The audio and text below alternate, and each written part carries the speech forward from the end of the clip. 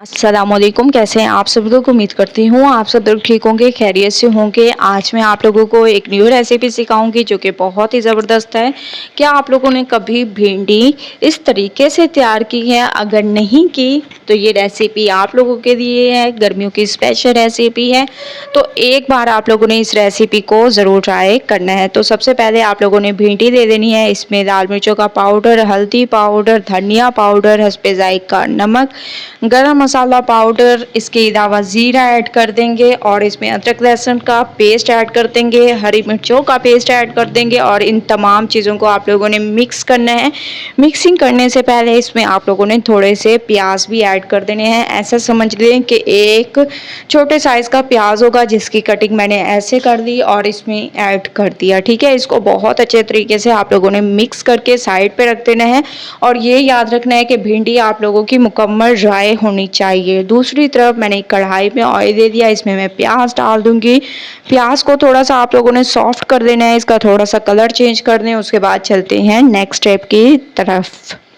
तो प्याज का कलर चेंज हो चुका है माशाल्लाह से, बहुत ही स्पेशल तरीके से हमारे प्याज का कलर चेंज होने लग गया। अब हम इसमें वही भिंडी ऐड कर देंगे जिसको हम लोगों ने थोड़ी देर पहले मसाला लगा कर रख दिया था। ठीक है, ये आप लोगों ने डाल देनी है और इसको बहुत अच्छे तरीके से आप लोगों ने मिक्स करना है। आप लोग देखेंगे कि ये लेस बिल्कुल भी नहीं छोड़ेंगे क्योंकि ये बिल्कुल ड्राई थी।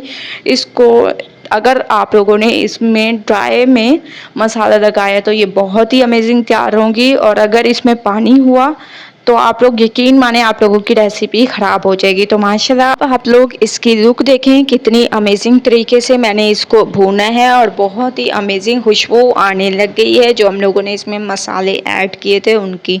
ठीक है, ऐसे भूनने के बाद आप लोगों को मैं इस वजह से दिखा रही हूँ कि आप लोग देख रहे हैं इसमें कोई लेस नहीं है। इसके बाद आप लोगों ने इसमें टमाटर ऐड कर देने हैं।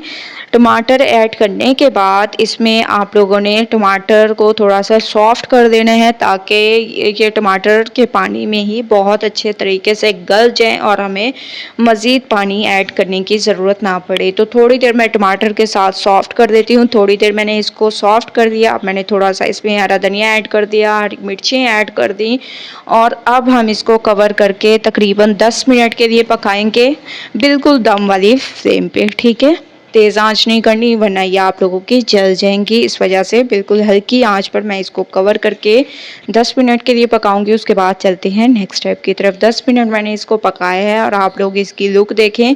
गरम मसाला पाउडर मैंने इसमें ऐड कर दिया। अच्छे तरीके से इसको मिक्स करेंगे। मिक्सिंग बहुत अच्छी किया करें, मैं आप लोगों को हमेशा से कहती हूँ क्योंकि मिक्सिंग पे डिपेंड करता है आप लोगों की रेसिपी कैसे तैयार होगी। तो मैं इसको निकाल लेती हूँ।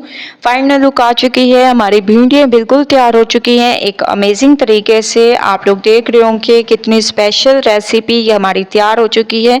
एक बार आप लोगों ने इस रेसिपी को ज़रूर ट्राई करना है, मुझे अपना फीडबैक ज़रूर देना है। रेसिपी पसंद आए लाइक करें, शेयर करें। कल न्यू रेसिपी के साथ हाजिर होंगे, तब तक के लिए अल्लाह हाफिज़।